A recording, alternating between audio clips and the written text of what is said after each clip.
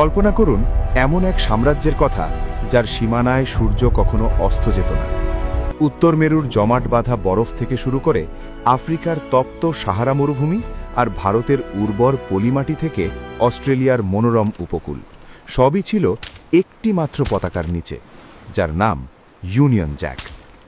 আজকের পৃথিবীতে আমরা যে ভাষায় কথা বলি, যে ইন্টারনেট ব্যবহার করি, যে বিচার ব্যবস্থা বা প্রশাসনিক কাঠামো দেখি, এমনকি যে ক্রিকেট নিয়ে আমরা মেতে উঠি, তার শিকড় প্রথিত আছে ইতিহাসের সেই বিশালতম শক্তির মধ্যে, যার নাম ব্রিটিশ সাম্রাজ্য।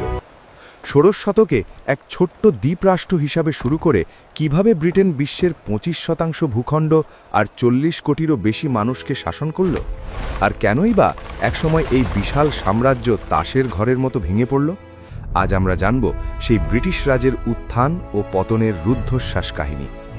১৫শ শতক পর্যন্ত ব্রিটেন ছিল ইউরোপের এক সাধারণ দেশ। তখন আটলান্টিক মহাসাগরে দাপিয়ে বেড়াত স্পেন এবং পর্তুগাল। কিন্তু ১৫৮৮ সাল ইতিহাসের মোড় ঘুরিয়ে দেয়। রানী এলিজাবেথ প্রথমের সময় ব্রিটিশ নৌবাহিনী অজেয় স্প্যানিশ আর্মাডাকে পরাজিত করে বিশ্বকে চমকে দেয়।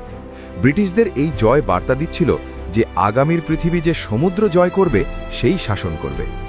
১৬০০ সালে একদল ব্যবসায়ী রানীর অনুমতি নিয়ে গঠন করেন ইস্ট ইন্ডিয়া কোম্পানি। শুরুতে তাদের উদ্দেশ্য ছিল শ্রেব ব্যবসা। মশলা, রেশম এবং চায়ের সন্ধানে তারা এশিয়ায় পাড়ি জমায়। কিন্তু তারা কেবল পণ্য আনেনি, সাথে এনেছিল কূটনীতি আর উচ্চাকাঙ্ক্ষা। ১৬০৮ সালে যখন হেক্টর নামক জাহাজটি ভারতের সুরাট বন্দরে নোঙর করে, তখন কেউ জানত না এটি ভারতের ভাগ্য বদলে দিতে যাচ্ছে। একটি ছোট দেশ হয়েও ব্রিটেন কেন সফল হলো? এর উত্তর লুকিয়ে আছে তাদের ভৌগোলিক অবস্থান এবং উদ্ভাবনী ক্ষমতায়।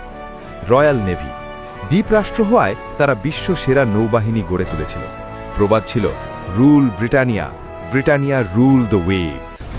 শিল্প বিপ্লব, বাষ্পীয় ইঞ্জিন থেকে শুরু করে আধুনিক অস্ত্র, ব্রিটেন ছিল প্রযুক্তির শীর্ষে। কূটনীতি, ভাগ করো এবং শাসন করো, এই কৌশলে তারা বড় বড় সাম্রাজ্যের ভেতর গৃহযুদ্ধ লাগিয়ে নিজেদের আধিপত্য কায়েম করত।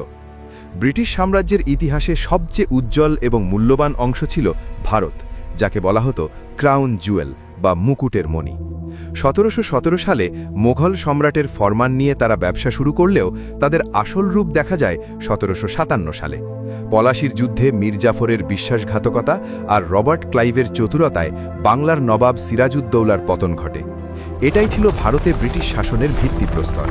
এরপর বক্সারের যুদ্ধে জয়লাভ করে তারা দিল্লির মোঘল সম্রাটের কাছ থেকে দেওয়ানি বা খাজনা আদায়ের ক্ষমতা পায়। একটি ব্যবসায়ী প্রতিষ্ঠান রাতারাতি দেশের শাসক হয়ে ওঠে। ১০০ বছর শাসনের পর ১৮৫৭ সালে সিপাহী বিদ্রোহ বা ভারতের প্রথম স্বাধীনতা যুদ্ধের ধাক্কায় ব্রিটিশ কোম্পানির ভিত নড়ে ওঠে। মঙ্গল পাণ্ডের হাত ধরে শুরু হওয়া সেই বিদ্রোহ দমন করা হলেও ব্রিটিশ পার্লামেন্ট বুঝতে পারে কোম্পানির হাতে ভারত নিরাপদ নয়। ১৮৫৮ সালে সরাসরি রানী ভিক্টোরিয়ার হাতে ভারতের শাসনভার তুলে দেওয়া হয়। শুরু হয় ব্রিটিশ রাজ। ব্রিটিশরা ভারতে রেলপথ নির্মাণ করল, টেলিগ্রাফ আনল এবং ডাক ব্যবস্থা চালু করল। কিন্তু এর উদ্দেশ্য কি কেবল উন্নয়ন ছিল? একদমই নয়। রেল ব্যবহৃত হতো ভারতের কাঁচামাল বন্দরে পৌঁছতে এবং বিদ্রোহ দমনে দ্রুত সৈন্য পাঠাতে। ডক্টর শশী থারুরের মতে, ব্রিটিশরা আসার আগে বিশ্ব অর্থনীতিতে ভারতের অংশীদারিত্ব ছিল ২৪%, যা তারা চলে যাবার সময় মাত্র ৩% নেমে আসে। লাখ লাখ মানুষের দুর্ভিক্ষ আর চরম দারিদ্র্যের বিনিময়ে লন্ডনের রাস্তাগুলো ঝকঝকে হয়ে উঠছিল। প্রথম বিশ্বযুদ্ধের পর ১৯২১ সালে ব্রিটিশ সাম্রাজ্য তার ইতিহাসের সর্বোচ্চ শিখরে পৌঁছায়। বিশ্বের প্রায় ৩.৫ কোটি বর্গ কিলোমিটার এলাকা তাদের অধীনে ছিল। দক্ষিণ আফ্রিকা থেকে মিশর আর মেসোপটেমিয়া থেকে হংকং, মানচিত্রের দিকে তাকালে কেবল লালের আধিপত্য দেখা যেত। আধুনিক টেলিকম ব্যবস্থা এবং বাষ্পীয় জাহাজের মাধ্যমে তারা লন্ডনে বসেই সারা পৃথিবী নিয়ন্ত্রণ করত। কিন্তু এই বিশালত্বের মধ্যেই লুকিয়েছিল পতনের বীজ। সাম্রাজ্য যত বড় হচ্ছিল, তা রক্ষা করার খরচও তত বাড়ছিল। ১৯১৪ এবং ১৯৩৯ সালের দুটি বিশ্বযুদ্ধ ব্রিটেনকে আর্থিকভাবে দেউলিয়া করে দেয়। যদিও তারা যুদ্ধে জয়ী হয়েছিল, কিন্তু মানসিকভাবে তারা ক্লান্ত হয়ে পড়ে। অন্যদিকে কলোনিগুলোতে স্বাধীনতার আগুন জ্বলছিল। মহাত্মা গান্ধীর অহিংস আন্দোলন, সুভাষচন্দ্র বসুর আজাদ হিন্দ ফৌজের বীরত্ব আর সাধারণ মানুষের তীব্র ঘৃণা ব্রিটিশদের বাধ্য করে ভারত ছাড়তে। 1946 সালের নৌবিদ্রোহ ছিল তাদের কফিনের শেষ পেরেক। তারা বুঝতে পারে সেনাবাহিনীতে থাকা ভারতীয়দের ওপর আর ভরসা করা যাচ্ছে না। 1947 সালে ভারত ও পাকিস্তানের স্বাধীনতা ব্রিটিশ সাম্রাজ্যের পতনের সূচনা। এরপর একে একে আফ্রিকা ও ক্যারিবিয়ান দেশগুলো স্বাধীনতা লাভ করতে শুরু করে। 1960-এর দশকে অধিকাংশ কলোনি স্বাধীন হয়ে যায়। যে রানী ভিক্টোরিয়াকে বিশ্বের সম্রাজ্ঞী বলা হতো, তার উত্তরাধিকারীদের রাজত্ব কমতে কমতে আবার সেই ছোট্ট দ্বীপরাষ্ট্রতেই সীমাবদ্ধ হয়ে পড়ে। অবশেষে 1997 সালে হংকংকে চীনের কাছে হস্তান্তরের মাধ্যমে ঐতিহাসিকভাবে ব্রিটিশ সাম্রাজ্যের চূড়ান্ত সমাপ্তি ঘটে। সাম্রাজ্য শেষ হয়ে গেলেও তার প্রভাব আজও আমাদের জীবনে স্পষ্ট। বর্তমানের কমনওয়েলথ অফ নেশনস বা 52 দেশের এই সংস্থাটি ব্রিটিশ সাম্রাজ্যেরই এক নতুন ছায়া। তারা আমাদের দিয়ে গেছে ইংরেজি ভাষা, যা আজ গ্লোবাল ল্যাঙ্গুয়েজ, দিয়ে গেছে পঞ্চদীয় গণতন্ত্র, বিচার ব্যবস্থা এবং ক্রিকেট।